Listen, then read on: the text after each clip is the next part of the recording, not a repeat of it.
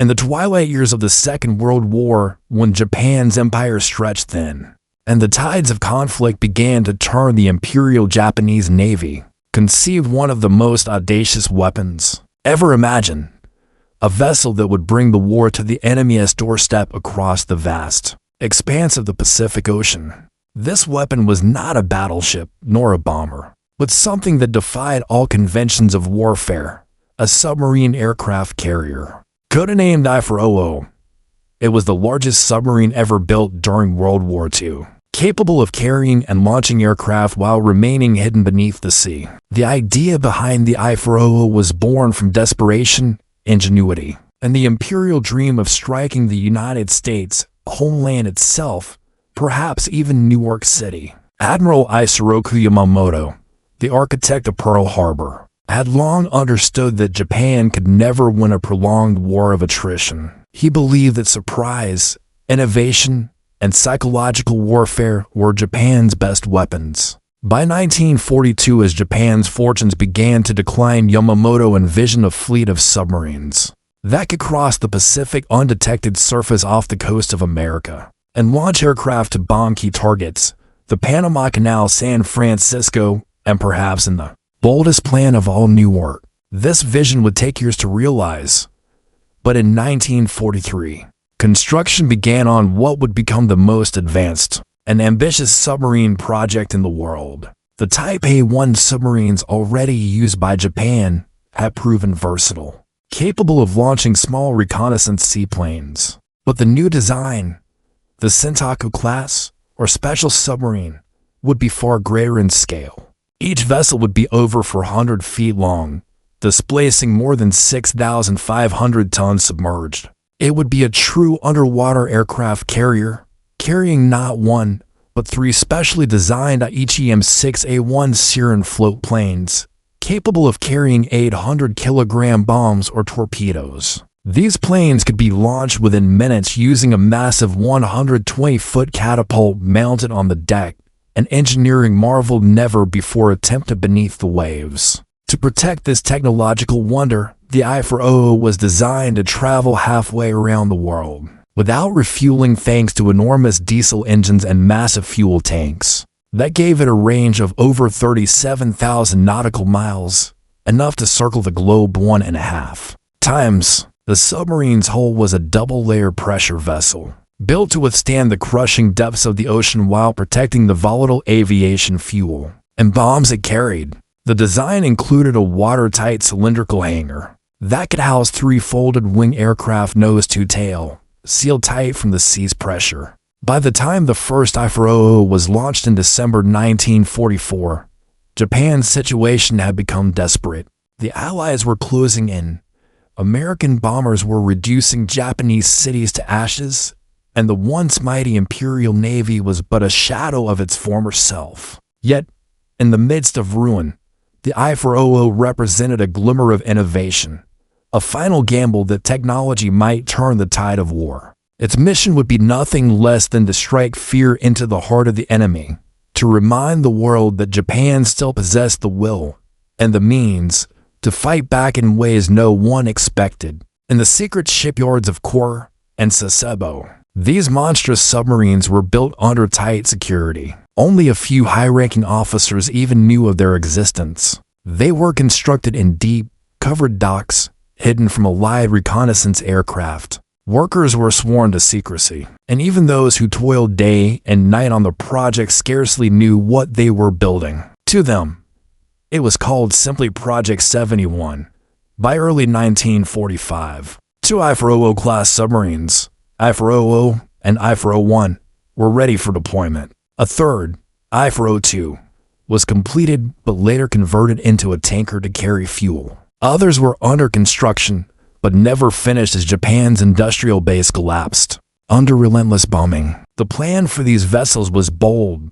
They would strike the Panama Canal, severing America's Atlantic and Pacific fleets, creating chaos and buying Japan precious time. But as the war situation worsened, the targets shifted, and the ultimate mission of the I-400 would take an even more mysterious turn. By early 1945, the I-400 and her sister submarine I-400 represented the pinnacle of Japanese naval engineering. Colossal undersea fortresses capable of traveling farther, staying hidden longer, and striking more unpredictably than any vessel before them. But their power would have been meaningless without the weapon they were designed to carry. The IGM-6A1 Seiran, a sleek, secret aircraft purpose-built for underwater launch. The word Seiran meant storm from a clear sky, and that name was chosen carefully. These planes were designed to appear suddenly from the void, to strike without warning, and to disappear into the sea's depths before the enemy could react. Each Seiran was a marvel of compact engineering. To fit inside the submarine's cylindrical hangar, its wings, tail, and horizontal stabilizers could be folded backward and tucked tightly against its fuselage. A team of trained technicians could unfold, assemble, fuel, and arm one aircraft in less than 7 minutes, a process that turned the I-400 from silent hunter to seaborne airbase in moments. The planes carried either an 800-kilogram bomb or a torpedo, and were powered by a liquid-cooled Otsuda engine capable of propelling them over 550 kilometers at 470 kilometers per hour. Painted with U.S. insignia for deception and launched at night, they were designed to confuse defenders before delivering their deadly blow. The first major mission planned for the I-400 class submarines was codenamed Operation Arashi, the attack on the Panama Canal. The goal was not merely symbolic. The Japanese High Command understood the strategic value of the canal as the vital artery, connecting America's Atlantic and Pacific fleets. Destroying its massive locks could bottle up ships on one side of the continent, halting reinforcements and supplies and striking a psychological blow so profound that it might force the Allies to divert troops and resources away from the Pacific front. To accomplish this, the I-400s would travel from Japan to the Marshall Islands, then cross the equator, and sail through the southern Pacific to approach the canal from the east. Over 18,000 kilometers in total, the submarines would surface at night near the coast of Colombia or Ecuador, assemble their aircraft, and launch them under the cover of darkness. Each Seiran would carry a bomb targeted at the Gatun locks, the most vulnerable section of the canal system. A successful strike would flood the locks, cripple the canal's operation for months, and create global chaos. The mission's secrecy was absolute. Only a handful of officers knew its true destination. The crews of the I-400 and I-401 were handpicked for their loyalty and skill. They underwent intense training at the Otsujima Naval Air Base, where a secluded base served as their hidden testing ground. There, pilots practiced taking off from short catapults, assembling aircraft quickly, and navigating long distances over open ocean. The atmosphere was one of both pride and despair.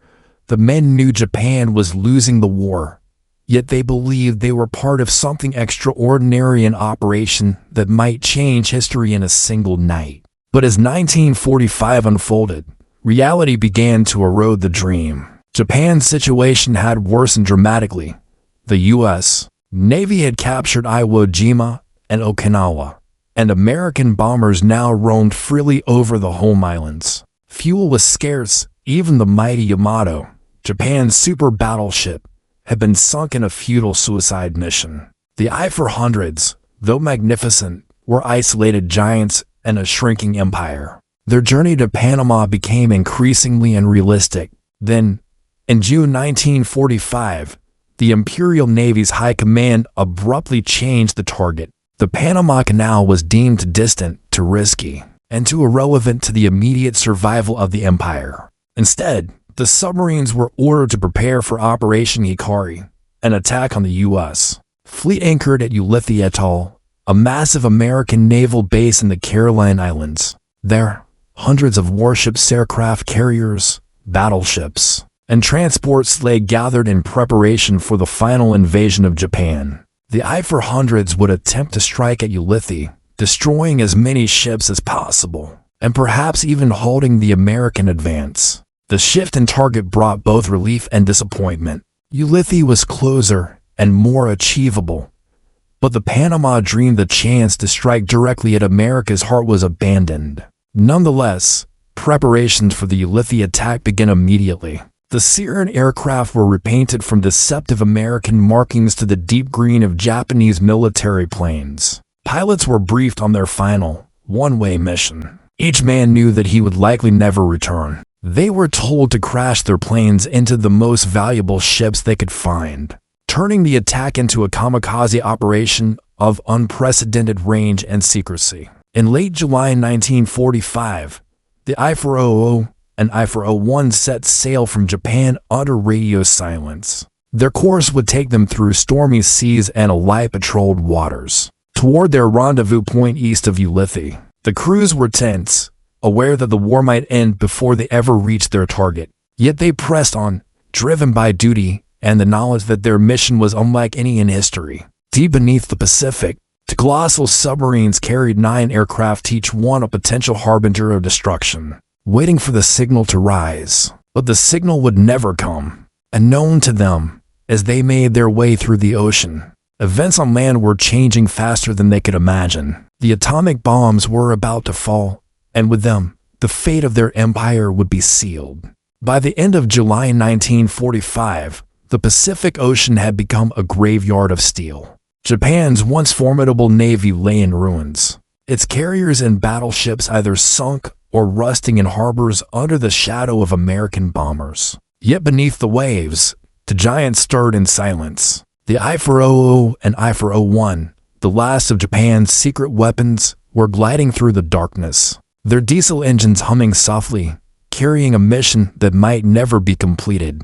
Their destination was Ulithi Atoll, the largest American anchorage in the Pacific and home to hundreds of warships. Preparing for the final invasion of Japan, the submarines carried 6 AHM-6A1 Seiran aircraft between them, each loaded with a bomb and each intended for a one-way attack. The pilots knew that once they took off, they would not return. Their target, the American aircraft carriers anchored peacefully in the lagoon. The journey to Ulithi was long and perilous. The submarines had to avoid Allied patrols, sonar nets, and aircraft that now dominated every corner of the Pacific. To remain undetected, they traveled submerged during the day, surfacing only at night to recharge batteries and replenish air. Inside the steel hulls, the air was humid, thick with oil and diesel fumes.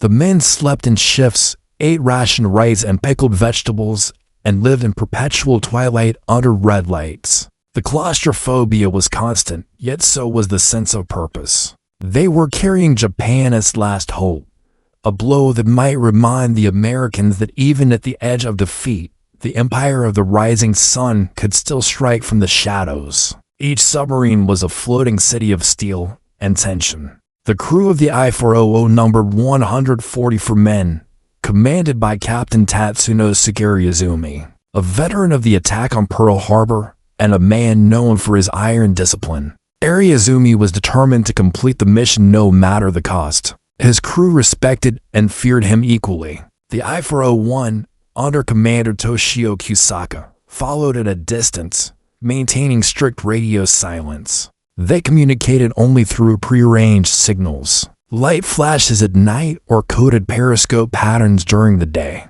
By early August, both submarines had reached their designated positions east of Ulithi. They had avoided detection, a remarkable feat considering the massive American presence in the region. The pilots began their final preparations, practicing aircraft assembly and reviewing the attack plan. The Seiran planes were to be launched at dawn, fly low under radar coverage, and strike the anchored U.S. fleet with precision. Each pilot carried a photograph of his family and a small rising sun flag signed by fellow officers. For them, this was not merely a mission, it was a farewell. But before the submarines could launch their attack, the world above changed forever. On August 6, 1945, the United States dropped an atomic bomb on Hiroshima, obliterating the city in an instant. 3 days later, Nagasaki met the same fate. The scale of destruction was beyond anything the Japanese high command could comprehend. By August 10th, Emperor Hirohito had decided that the war must end. Orders were sent to all remaining forces to cease operations and prepare for surrender. Deep under the sea, however, the I-400 and I-401 had not yet received these orders. Radio silence had been maintained for weeks, and even when signals were eventually intercepted, the captains hesitated to believe them. Some messages suggested surrender, others warned of a lie deception. Ariazumi, loyal to the end, debated whether to continue the mission regardless of Tokyo's commands. He told his officers that it was better to die fighting than to return home in shame. Yet among the crew, uncertainty and fear spread. Many knew their families were in the cities now destroyed by atomic fire. Some begged their captain to verify the truth. On August 15, 1945, the voice of Emperor Hirohito was broadcast across Japan, a historic, trembling speech announcing the nation's surrender. The submarine's radio officers caught fragments of the message through static and interference. For the first time in history, the divine voice of the emperor was heard by his subjects, telling them that the war was over. When the news reached the I-400 group, disbelief turned to silence. Then, slowly, reality set in. Their mission, their sacrifice, their years of secrecy and hardship had all come to nothing. Captain Ariazumi was devastated. The man who had helped plan Pearl Harbor could not accept defeat. According to several accounts, he ordered the destruction of all sensitive documents, codes, and equipment aboard the submarines. The crews were told to dismantle their aircraft, push them overboard, and dump their torpedoes into the sea. The sleek Seiran planes, once symbols of Japan's daring, were unceremoniously rolled into the waves and vanished beneath the surface. The submarines that had been built to change the course of history now drifted aimlessly in the Pacific, their purpose erased by the end of the war. In the following days, both submarines were ordered to surface and surrender to the nearest Allied forces. For men who had sworn oaths to die before capture, this was a humiliation beyond words. The crew of the I-401 wept as they raised a black flag of surrender and awaited American destroyers. When the U.S. Navy finally arrived, the Japanese submariners were stunned by the sight of the massive Allied fleet that surrounded them. They realized how hopeless Japan's position had been all along. The American sailors, equally astonished, could not believe what they saw: submarines larger than anything they had ever encountered, carrying aircraft hangars and catapults like something out of science fiction. On August 29, 1945, the I-400 and I-401 officially surrendered to the U.S. Navy. Their crews were taken prisoner, and the submarines were towed to Yokosuka under heavy guard. Captain Ariazumi, refusing to face interrogation or disgrace, took his own life aboard the I-401 before the Americans boarded. His body was buried at sea, and his name faded into the silence of post-war history. The rest of his men survived, haunted by the memory of a mission that had vanished into the fog of defeat. The war was over, but for the I-400 class submarines, the story was far from finished. The Americans, fascinated by their design, saw them not as relics, but as treasures of technology, machines that revealed how far Japan's engineers had dared to go. Soon, the secrets of these undersea aircraft carriers would cross the ocean once more, this time under a different flag. When the I-400 and I-401 were escorted into Yokosuka Harbor under the control of the U.S. Navy, they were more than defeated war machines, they were technological enigmas. American officers and engineers who boarded them were stunned. These were not the crude remnants of a collapsing empire. They were marvels of design and imagination, unlike anything the West had ever built. Inside the I-400's massive hull, they found a watertight aircraft hangar large enough to hold 3 full-size bombers. The catapult system, the folding wing mechanism, the long-range navigation instruments, all of it was evidence of a level of ingenuity that defied expectations of Japan's wartime capabilities. In the shadow of victory, the Americans realized they had stumbled upon a glimpse of the future. The U.S. Navy quickly classified the submarines as technological gold mines. They were given the secret designations USS I-400 and USS I-401 and were manned by mixed American and Japanese crews for testing. Navy intelligence officers documented every component, photographing and sketching the internal systems, while engineers from the Bureau of Ships examined their whole structure. The submarine's double-pressure hulls and massive fuel capacity fascinated naval architects. Their range over 37,000 nautical miles was unprecedented, surpassing any Allied submarine. One engineer remarked that if Japan had managed to build and deploy even a handful of these subs earlier in the war, the Pacific might have been a different story. Meanwhile, the Americans were especially intrigued by the ITM-6A1 Seiran aircraft. A team of experts from the Naval Air Test Center at Patuxent River studied the folding mechanism, which allowed the wings and tail to be compacted into the tight hangar space. It was an elegant, mechanical ballet of gears and hydraulics, efficient and reliable even after months at sea. Pilots who had tested the captured planes described them as surprisingly nimble, capable of short takeoffs and carrying heavy ordnance. The Americans took notes, aware that this design could inspire new kinds of carrier-based aircraft for the post-war era. But there was another reason for secrecy, a reason rooted not in curiosity, but in competition. By 1946, the uneasy alliance between the United States and the Soviet Union had begun to crumble. The world that had fought together against fascism was now dividing into two camps, and every piece of advanced technology was a potential weapon in the emerging Cold War. The Soviets had already demanded access to Japan's military research as part of their post-war agreements, and that included the captured submarines. American intelligence knew that if Moscow obtained the I-400s, it could accelerate the Soviet naval program by years. To prevent this, the U.S. Navy made a decision cloaked in secrecy. The captured Japanese submarines would be studied in detail, but then they would vanish. The operation, later known as Project Road's End, was designed to ensure that no other power, especially the Soviet Union, would ever lay eyes on these technological treasures. Before their destruction, the submarines underwent extensive testing in Pearl Harbor. American submariners took them to sea, pushing the vessels to their limits, measuring their dive times, endurance, and handling. Reports noted that the I-400s were stable but sluggish underwater due to their enormous size. Their turning radius was vast, and they dove slowly compared to smaller U.S. submarines. However, on the surface, they were remarkably fast and capable of traveling immense distances without refueling. Their engineering was solid, their construction precise, and their mechanical systems reliable despite Japan's industrial struggles near the end of the war. As testing continued, rumors began to circulate among the crews. Some believed the U.S. Navy planned to refit the submarines for American service, perhaps as experimental missile platforms. After all, the idea of launching weapons from beneath the sea was beginning to capture the imagination of military planners. Others thought the subs would be displayed in museums as symbols of Japan's technological audacity. But none of that would happen. The order came quietly.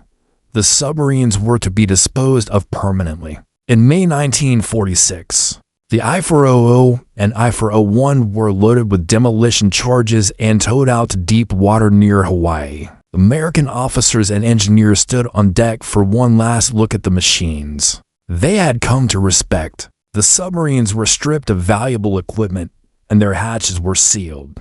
The charges were set, and within moments, the sea erupted in a thunderous roar. Massive columns of water and debris shot skyward as the great vessels sank beneath the waves. Descending into darkness, they came to rest nearly 700 meters below the surface of the Pacific, entombed forever in cold silence. Project Road's End ensured that no Soviet scientists would ever study the I-400s. Officially, the submarines were listed as scuttled or disposed of, but the full details of the operation remained classified for decades. Only a handful of Navy officers knew where they had been sunk. It was as if the ocean itself had swallowed their existence. Yet the legacy of the I-400 class endured. The concept of a submarine capable of launching aircraft or missiles did not vanish with their destruction. In the following years, both the U.S. and the Soviet Union began experimenting with launching ballistic missiles from submarines. The dream of striking from beneath the sea, first envisioned by Admiral Yamamoto, would become a defining feature of the Cold War. The nuclear-armed ballistic missile submarine, capable of remaining hidden for months and striking any target on Earth, was a direct descendant of Japan's forgotten giants. It was not until 2005 that a team of researchers from the Hawaii Undersea Research Laboratory rediscovered the wreck of I-400, one of the class's siblings, resting silently under 800 meters of water near Oahu. The find reignited global fascination with these massive machines. The wreck was remarkably preserved, her hangar still sealed, her catapult arm outstretched as though ready to launch planes that would never take flight.